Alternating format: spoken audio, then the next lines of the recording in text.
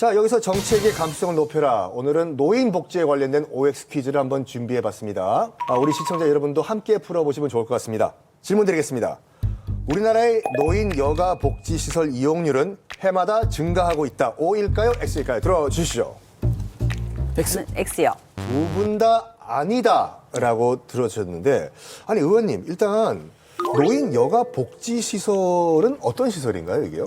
노인복지관이나 경로당, 노인교실처럼 우리나라의 경우는 2021년 기준으로 봤을 때 약 6만 개 정도가 있습니다. 시설은 대부분 75세 이상 고령 연령층들이 이용하고 계시는 하는데 문제는 65세 이상에서 75세 미만의 전기 노인을 위한 그런 시설이 부족한 상황입니다. 그걸 또 전기 노인이라고 하시네요. 아니, 궁금한 게 회장님. 네. 노인 인구는 이제 매년 증가를 하고 있는데 이 이용률이 감소하는 이유, 그 노인분들이 그쪽으로 안 가시고 지하철 타시고 다 탑골공원으로 가시거든요. 그 이유가 뭘까요, 이게요? 한마디로 말하면 수요와 공급의 불일치라고 볼 수가 있겠죠. 이제 초고령화로 가면서 노인 인구는 계속해서 늘어나고 있는데 노인복지관에서 그 수요를 다 감당할 수가 없고요. 문제인 것은 노인복지관 수가 조금씩은 늘어나고 있지만 오랫동안 보조금이 동결되어서 노인분들에 대한 서비스를 제공할 인력들도 역시 마찬가지로 감당할 수 없는, 그래서 수요와 공급이 일치하지 않는, 노인복지관이 충분히 늘어나고 거기에 따른 종사자들이 충분히 늘어난다고 하면은 이분들이 노인복지관을 이용하는 이용률이 늘어나겠죠. 그렇죠. 가서 더 좋은 장점이 있고 이득이 있으면 가시겠죠. 그렇죠. 그러면 노인복지시설 이용률을 높이면 어떤 장점이 혹시 있을까요? 노인복지관은 가장 이제 큰 예로 이번에 코로나 팬데믹을 경험하면서 저희가 예방적인 측면을 정말 잘했다. 노인복지관이 문을 닫기 시작하니까 우울증에 대한 부분들, 공황 장애에 대한 부분들, 근력 손실에 대한 부분들이 등장해서 이분들이 이제 몸과 마음이 많이 좀 힘들어졌었거든요. 그동안에 노인복지관이 이런 장기 요양원을 갈 수 있는 부분들을 예방적인 측면에서 충분히 감당해왔다. 매우 훌륭한 공간으로 자리 잡았다라는 생각들을 갖게 됩니다. 그렇죠. 꾸준히 만나시던 친구분들을 코로나 때문에 못 뵌 것도 있죠. 그렇죠. 우울하게 되죠, 솔직히요. 자, 다음 질문 드리겠습니다. 우리나라의 노인의 날은 10월 2일이다. O일까요? X일까요? 들어주시죠. 오. 맞습니다. 오. 그럼 10월 2일이 맞네요. 네. 자, 의원님, 그러면은 이제 일단 10월 2일은 지났습니다. 제정 의미가 무엇일까요, 이게요? 1997년에부터 우리 한국은 노인복지법에 의해서 매년 10월 2일을 노인의 날로 지정했는데요. 노인에 대한 사회적 관심과 공경의식을 좀 높이기 위해서 지정을 했습니다. 근데 유엔에서는 91년도부터 10월 1일을 세계 노인의 날로 정하고 있습니다.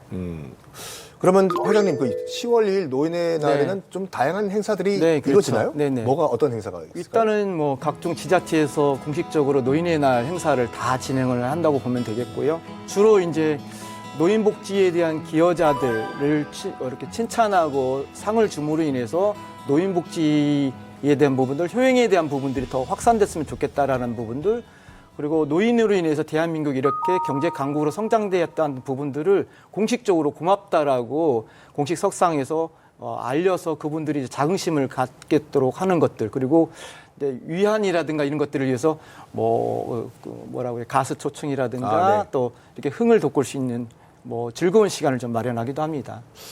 맞습니다.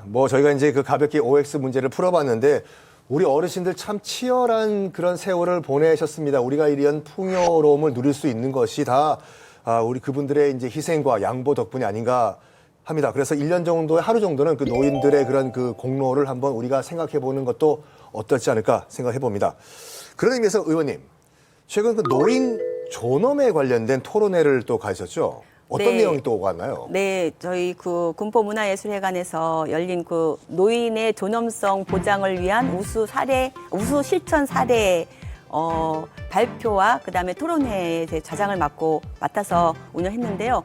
노인 존엄성 보장과 경기도의 발전 방향에 대해서 논의했습니다. 여기에서 노인 인권 우수 사례를 공유를 같이 하고 또 이 과정에서 노인분들에게 관련된 종사자분들의 인권과 그다음에 존엄성을 지키기 위해서 경기도 의원으로서 그다음 보건복지위원회 의원으로서 더 노력을 많이 해야 되겠다는 생각을 했습니다. 노인 인권 뭐 우수 사례가 여러 가지가 제시가 된 것 같은데 회장님이 보시기에 가장 뭐 인상 깊었던 사례가 뭐가 있을까요? 요양센터에서 일인데 이제 와상 어르신들이 많이 계시니까 욕창이 걸리게 돼요. 그 욕창 뭐 등에 이런데 나는 네네 주로 뭐 엉덩이에도 네네네. 나오고 이제 피부에 이제 많이 이제 이렇게 매트리스와 닿게 되면 그곳에서 좀 이제 많이 생기게 되고 네네. 산소 공급이 좀 안 되면은 이제 욕창이 생기게 되죠. 이때 체위 변경을 많이 하라고 하는데 사실 실제적으로 체위 변경 하려면은 저기 많은 시간과 또 요양보호사들이 많은 노력들을 들이고 힘을 들여야 되거든요. 근데 요양센터 같은 경우는 보통 그래서 약물 치료를 통해서 가능하면 체위 변경을 좀 안 하는 쪽으로 하려고 하는데 오히려 그분들이 약물보다는 요양보호사 손길을 통해서 체위 변경을 함으로 인해서 더 많은 노력들이 들어가지만 본인들이 더 보호받고 있다, 대접받고 있다, 인권에 대한 부분들을 굉장히 이 요양센터에서는 알아주네라는 생각들을 갖게 된 사례였던 것 같아요. 정말 어떻게 보면은 사소한 일일 수도 있지만 네. 당사자 입장에서 봤을 땐 내가 사람으로서 존경받고 있구나라고 그렇죠. 네네. 느끼실 수도 있는 거네요. 네네. 네. 회장님 궁금한 게 그럼 네. 방금 노인 인권 사례를 말씀해 주셨는데요. 네. 그 노인과 함께 근무하시는 뭐 복지사라든지 네. 이분들의 인권들도 중요하다고 생각하거든요. 네, 그렇죠. 그분들의 인권 케이스는 뭐 없을까요? 저희 복지관 같은 경우는 이제 뭐 어떤 사업 계획서를 쓸 때에 노인 인권에 대한 부분을 어떻게 예방하고 문제가 생기면은 그것을 해결할까라는 부분도 들어가 있지만 올해서부터는 저희 그 계획서 안에는 종사자들한 인권은 또 어떻게 보호받을 것인가라는 부분들을 같이 넣어서 종사자들이 먼저 인권을 보호받으면 받을수록 인권 감수성이 매우 높아져서 당사자인 어르신들에게 더 오히려 인권 문제를 해결하려고 많은 노력들을 할 것이다. 그래서 저는 어르신들에게도 얘기합니다. 우리 직원이 행복해야 어르신이 행복합니다라고 해서 직원에 대한 인권, 그리고 일터의 행복들 이런 것들도 굉장히 소중히 여기고 있습니다. 그렇죠. 역지사지죠. 네. 본인이 정말 그런 뭐 이 대접과 존경을 받았으면은 그거를 고스란히 또 노인분들에게 전달을 해주시겠죠. 그렇죠.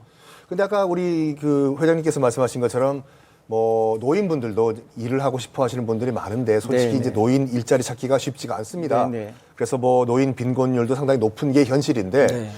여기서 이제 중요한 게 이제 기초연금이거든요. 네. 그러니까 의원님, 기초연금은 어떤 제도인가요? 우리나라는 그 1988년부터 국민연금 제도가 시행이 됐는데요. 그리고 제도가 시행된 지 얼마 오래되지도 않았고 국민연금에 가입했는데 못하신 분들도 많고 가입은 했더라도 그 기간이 짧아서 충분한 연금을 받지 못하는 분들이 많습니다.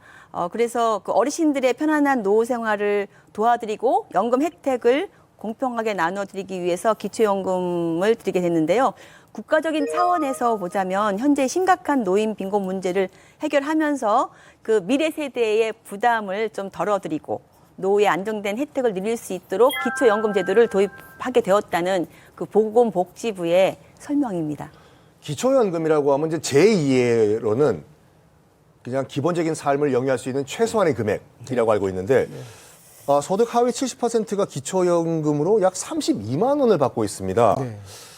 글쎄요, 이게 충분할까요? 아니면 좀 모자랄까요? 그 어르신들은 어떻게 생각하고 계시나요? 기초연금이 들어왔을 때하고 안 들어왔을 때를 극명하게 나타나는 게 노인 빈곤율이 변하거든요. 네. 기초연금이 들어오기 전까지는 약 노인 빈곤율이 43% 정도 됐었는데 기초연금이 도입되면서부터 5%가량 낮아져서 현재는 약 노인 빈곤율이 38% 떨어졌죠. 그러니까 기초연금이 확대되면 확대될수록 노인 빈곤율은 떨어질 것이라는 굉장히 뭐라고 해야 될까 합리적인 추론을 해볼 수가 있을 것 같아요. 그러니까 그 정도 뭐 충분한 금액이는 아니지만 일단은 시작은 의미가 있다 이 말씀이시죠. 그렇죠. 예. 그런데 최근에 그 기초연금을 약간 뭐라고 할까 차등적으로 지급을 해야 되는 것이 아닌가라는 의견이 나오고 있는데 의원님 어떻게 보시나요? 쉽게 말하기 참 어려운 좀 문제라고 생각하는데요.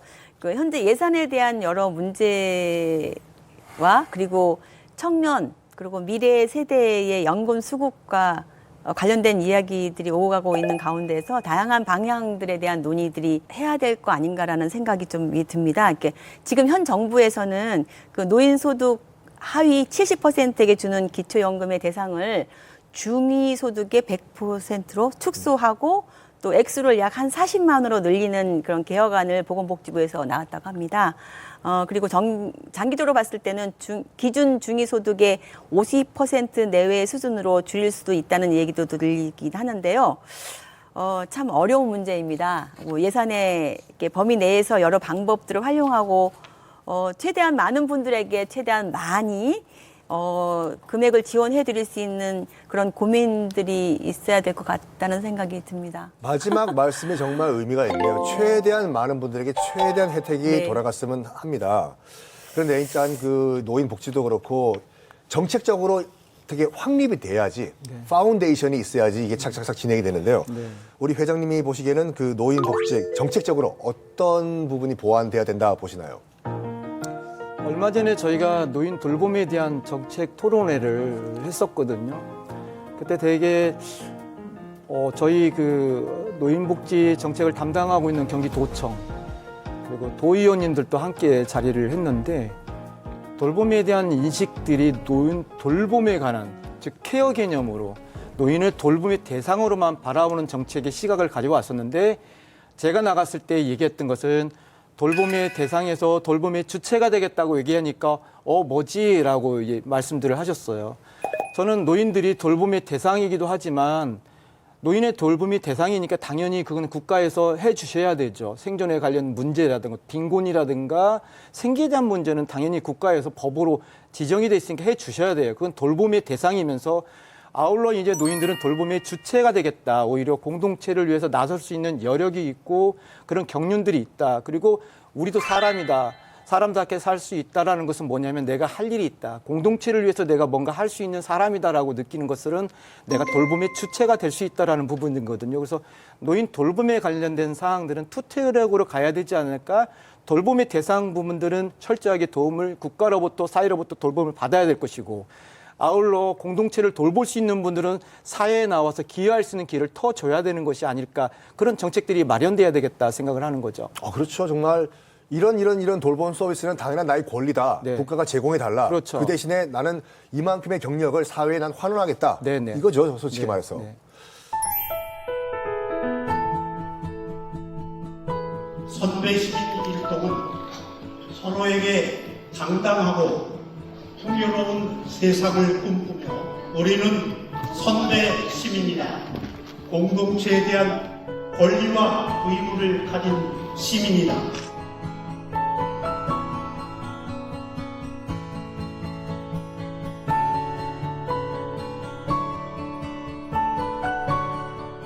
자, 오늘 이슈에서는요, 초고령화 사회의 노인 복지에 대해서 여러 이야기를 나눠봤습니다.